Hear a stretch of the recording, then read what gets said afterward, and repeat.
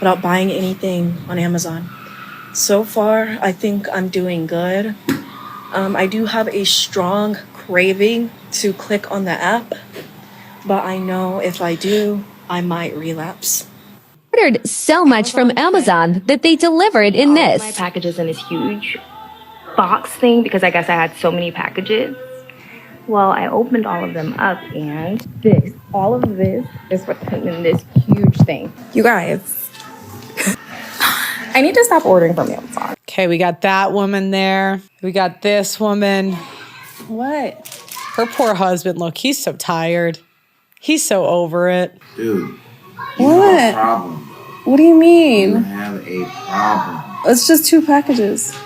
No, this is the 3rd one today. I do. All right, what do we got next? Just got home from our vacation and I have all of these Amazon packages from things I ordered for Prime Day. I'm gonna try to fit every single thing into this one video. Got some parchment paper. This is 6-inch, this is 9-inch. It's to go in the bottom of my cake pans. This is my favorite little tank top. I have it in white, but I wanted to order it in black. I got it in a size bigger though because the armholes are a little bit small. But I'm so excited to have this for the rest of summer. These are disposable piping bags, also for baking. Okay, that same tank top again, but I got it in light gray. I feel like this one might be my You need 2 shirts the exact same in a slightly different color. Damn. favorite out of the white and the black. I got this 5-piece wooden utensil set. I'm trying to get rid of all of the plastic in my kitchen, and wooden's just a better option. So really, we just got a bunch of little like wooden spatulas and stuff. Yeah, oh, and this is the stuff you have to watch out. Whenever health companies are very good at convincing women we're dying all the time. Really good at it. So like first it's the microplastics, and then you got to get all this expensive water stuff. Then now it's the plastics that you're cooking with are bad. Now you got to order the wood. Next year it's going to be the wood is bad. So now she's got to order the plastics bad. You know, it's going to be a new thing every year. And then these little tongs. And I got a bunch of Soja's glasses, but I think I'm just gonna make like a dedicated video on them. I got so many. I have a few that I really love right now, and they're just fun to have a bunch of different styles. Absolutely, this was probably one of the best deals for Prime Day. I only have like this much left of my full bottle, and then I ran out of my small bottle in California. Some more of the Amino Lean RSP Nutrition, like Alex Earl energy drinks. The berry elixir flavor tastes so good. Another restock of one of my favorite products. This is the pink deodorant. Redken when United. I have a big bottle and it still has plenty in it, but for traveling, I just wanted to get a smaller one. This is like the lifesaver for my hair. And then of course, some more Mighty Patches. Got a restock of our Dawn Power Wash, like the dish spray. It has like the nice little sprayer. It makes doing dishes so much easier. I think I have like one bottle of restock left, so this will just be going in like our pantry. Alan also got one package and he wants to show you what he got. The difference between us on Prime Day. What did you get? Momentous supplements, and I got Tonga Ali, which he has abs. He has abs now. Boost testosterone, but I also get my creatine, sometimes protein, and other supplements from them. High quality, I recommend them. Got another one of these like little Alex Earl clip-on lights to your phone. I have a few of them and I'm always misplacing them, but they really do make the best photos. It comes with a little charger, comes with the phone clip. It also comes with like a tripod mount, but I don't use that piece. And I also got some little cake boxes for whenever I make my cakes. I've just been making a few recently for like birthdays and stuff, and I never have a good way to transport them. That's everything that I got from Amazon Prime Day besides the Samsung Frame TV. That comes tomorrow, but just imagine it'll look like that, and it is going in our bedroom. If you want any of this, I have a link to my Amazon store. Okay. Now, the next thing we have is an expensive coffee addiction. Now, I got to be honest, guys. If I'm going to criticize this, I am guilty. Okay, guilty as charged. I do love expensive coffee, but I recently just found McDonald's coffee is just as good. So I might quit Starbucks soon. Probably not. So I'm living in Queens, which is fabulous. Love it. But I go to school at the new school, which is in like Lower Manhattan, in Greenwich Village, right by Union Square. It is like so expensive. It's unfathomable. Like you walk off campus, you want an iced coffee, $8. It's insanity. So here I will be sitting in my apartment, drinking my iced coffee made with instant coffee. Cafe Busuelo for the win. Yeah, so some of these lattes, guys, they get expensive. They can be like $8 your order. And if you get that every day, it's $2.50 a month times 12. It's $3,000 a year you're spending on coffee. I'm not saying it's the worst addiction in the world, but especially if you're getting multiple people, it can get expensive. My friend who constantly complains about money to stop buying expensive coffee every day. I, 29 female, have a close friend, 31 female, who constantly complains about being broke and not being able to save money. She's always stressed about it. We're close enough that we talk about finances often, so I know a fair amount about her situation. I'm not judging her financial decisions, but one thing she does every single day is buy a $6 coffee. I suggested that maybe cutting out this habit could help her save a little extra, especially if she's really feeling the cost of living crisis. She got really defensive and said that her coffee is her only daily splurge and accused me of being condescending.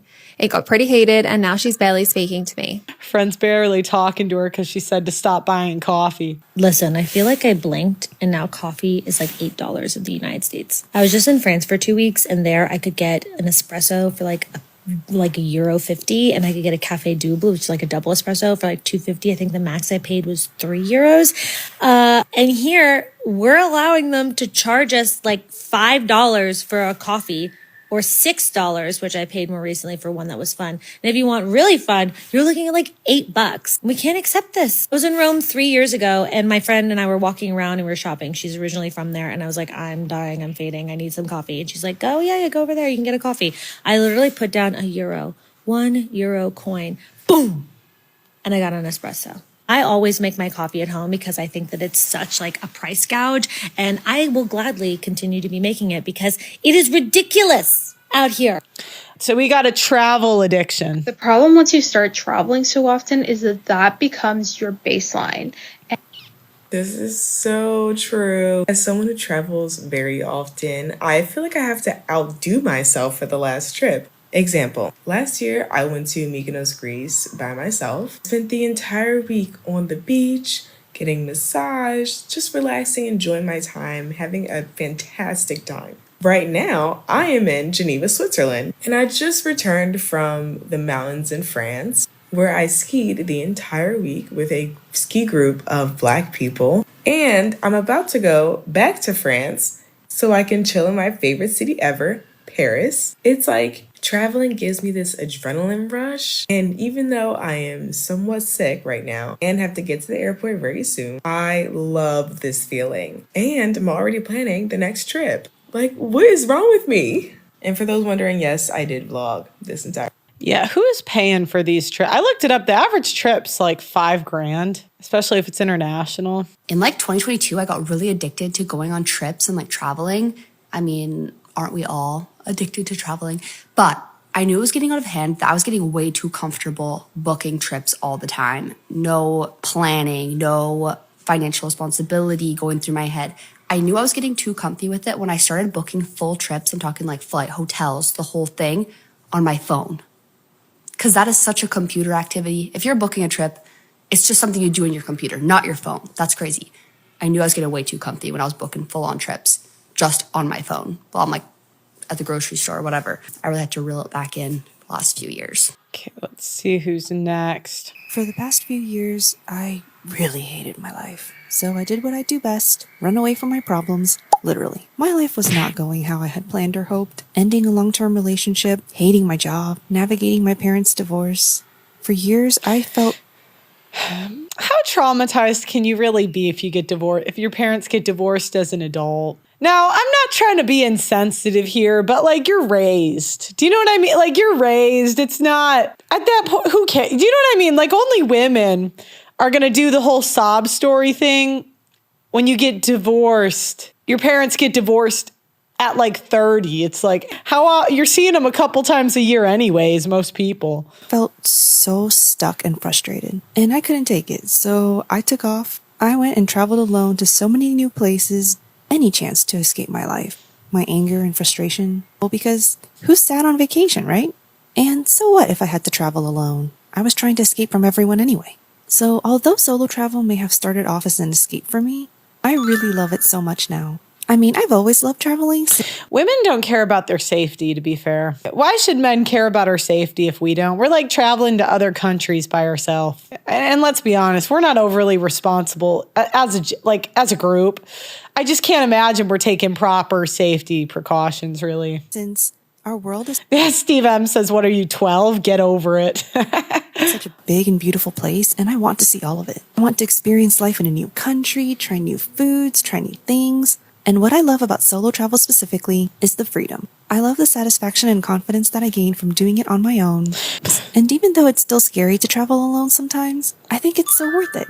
Tackling solo travel showed me that I can do it. She can do a lot of people and no one will find out. Be okay. Even though life is hard and sometimes it really freaking sucks, you can look back on your solo travels and say, I did that. That's why I want to show I did him. you if I can do it, you can do it too. So, hi, I'm Vania, your solo travel bean, and thanks for coming along on my solo travel healing journey. I'm so glad you're here. Yeah, basically, I dumped my boyfriend to go ride around the world, if you catch my drift. All right, let's see who's next. Y'all, We got to guess their type based on where they're going. Y'all, I just thought about it. I cracked the code. I need a friend or husband that's a pilot. And boom, baby, we out every week. That's it. That's it. So if somebody get their pilot license or somebody become a pilot or if somebody knows a pilot, yeah, have them hit my line.